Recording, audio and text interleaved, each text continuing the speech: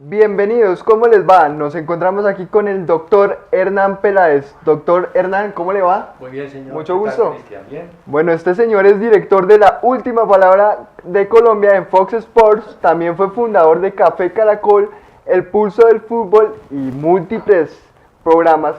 Doctor Peláez, para romper el hielo, ¿cómo le gusta que lo llamemos? Doctor Hernán Peláez. Como quiera.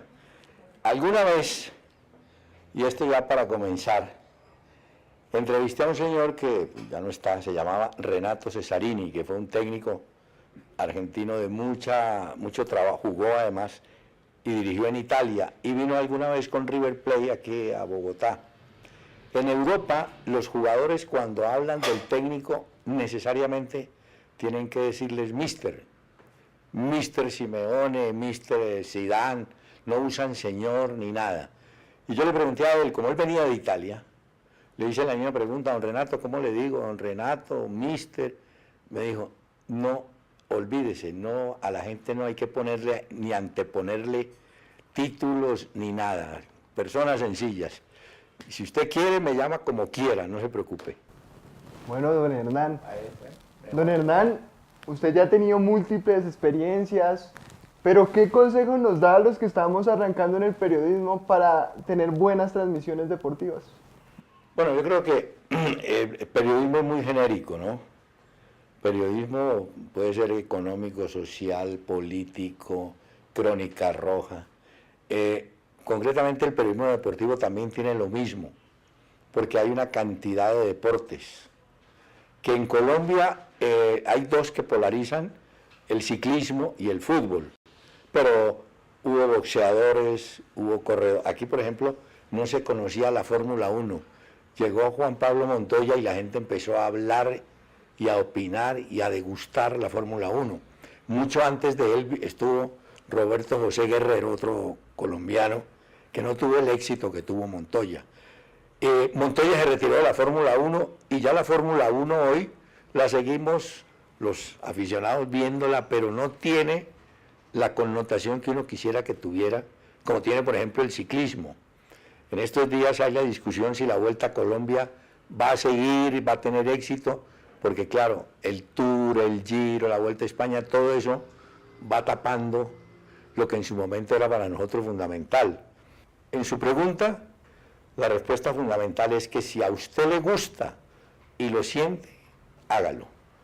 A mí me gustó siempre el fútbol, lo jugué, lo disfruté y es lo que yo hago. Si me dijeran, mire, tiene que ir a cubrir el Tour de Francia, pues de pronto voy y cumplo, pero no es lo que a mí me gusta ni lo que yo me siento bien. El oyente capta cuando usted conoce del tema y vive con pasión el tema y entonces la gente lo entiende. El oyente, uno no cree, el oyente es muy quisquilloso. Él sabe quién le está hablando y con qué emoción o con énfasis o con seguridad le está hablando. De manera que el periodismo deportivo, yo creo que a la larga, y estaba en una de sus preguntas tal vez, uno tiene que escoger qué es lo que quiere hacer. Y si lo quiere hacer, dedicarse de lleno a ese tema. Yo no creo en el periodismo todero, que el tipo cubra ciclismo, béisbol, fútbol. No, yo creo que el mismo medio lo va llevando a uno a ser especialista en un tema. Doctor, usted ahorita decía que le tocaban 2 horas hablando de un partido de fútbol de los jugadores. ¿Cómo se vivía eso? Porque anteriormente no había el mismo acceso que hay ahorita a las fuentes donde usted se puede andar dateando y andar informando. ¿Cómo hacía usted para vivir informado en esa época? No, era evidente, es decir, usted coge el periódico de hoy, El Tiempo, que es el que yo recibo a veces, lo coge y le hablan de Carlos Vaca y que Junior anoche empató. Pero en la época nuestra teníamos que alimentar toda esa información y toda esa entretención para la gente con todo lo que venía pasando en el país futbolístico digo. Yo creo que el periodismo se va adaptando a las épocas. En ese momento teníamos que hablar de lo de acá, no había más. Hoy en día usted puede hablar de lo de acá, de lo que está pasando afuera. Hoy es más importante saber qué le pasó a Ronaldo o a Messi o a esos tipos y hablar de los de acá. pero es un cubrimiento muy distinto al de nuestra época. Teníamos que centrarnos. Yo manejé muchos años un programa que se llamaba La Polémica. Una ciudad, participaban 11 ciudades, y cada ciudad había uno o habían dos, dependiendo pues de la ciudad misma. En Cali a veces había dos, en fin. Pero los temas de nosotros eran de Colombia. Y en ese momento nos criticaban porque ¿por qué no hablan de Cochise Rodríguez? No, es que mire, estamos hablando del fútbol. Cochise sí, muy bueno, y de pronto un programa, pero para todo el año nuestro temario era el fútbol de Colombia, con la participación de todas esas ciudades. Hoy en día ese tipo de programas ya no se dan, porque usted, empezando por su, ¿cómo le dijera?, por su vanidad, usted prefiere hablar de Cuadrado en Juventus que hablar del portero de La Equidad, por decir algo. Y el oyente también dice, no, que me van a hablar de La Equidad y de Tigres y de Millonarios. No, hombre, si es que el partido fue el que hizo Cuadrado, o el gol de Vaca, o qué le pasó a Falcao. Todo eso va cambiando y el periodismo tiene que ir adaptándose a eso. Era el primer mundial que yo iba, pero era un mundial muy diferente al mundial de hoy. Primero por el número de participantes. Al estar menos elecciones, obviamente hay menos partidos. Hoy en día el mundial que se avecina va a tener, creo que en los primeros días, jornadas de 3 y 4 partidos. En esa época, ¿no? En esa época había más espacio, transmitíamos el lunes y volvíamos a trabajar el miércoles. Era muy distinto. Yo estuve 45 días allá y en estos días, conversando con mi señora, me decía tan distinto que era en esa época uno, para hablar con la casa y para no pagar la suma que cobraba de la telefonía, uno tenía que hablar a través de la emisora, con cambios como los de aviones, ¿no? Siga, vengo. Hoy en día usted por el celular habla de donde quiera y como quiera. Entonces, para nosotros para mí una experiencia, pues imagínense, yo llegar a Alemania y estarme 45 días y teníamos un partido por ahí cada 2 o cada 3 días y a las finales todavía más largo todavía.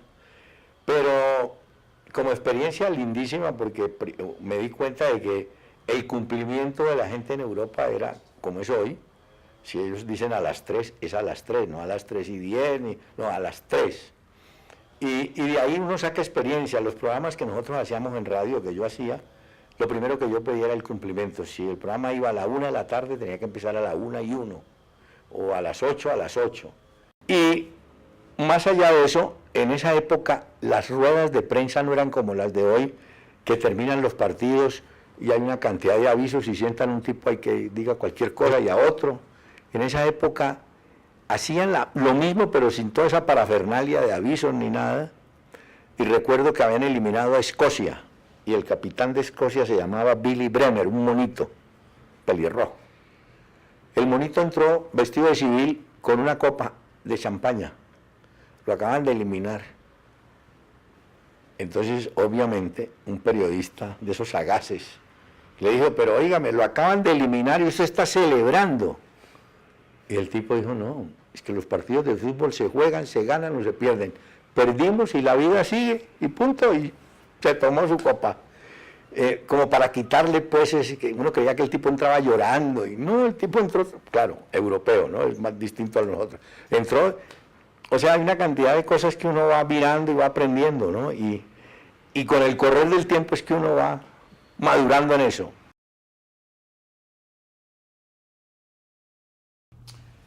Lo que tal vez le dije al comienzo, mire, el periodismo deportivo como tal, el nombre me parece muy bonito, pero yo creo que hay que especializarse en lo que a uno le gusta, porque si a usted le gusta, usted vive eso y lo cuenta, lo entiende y lo explica bien.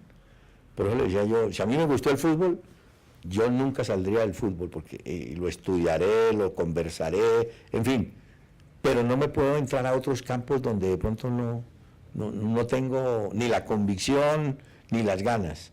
Yo diría, y la otra cosa es que todos esos argumentos que hay hoy, todas esas herramientas tecnológicas, sí las tienen que aprovechar, porque eso es increíble, pero con una palabra que se llama desconfianza.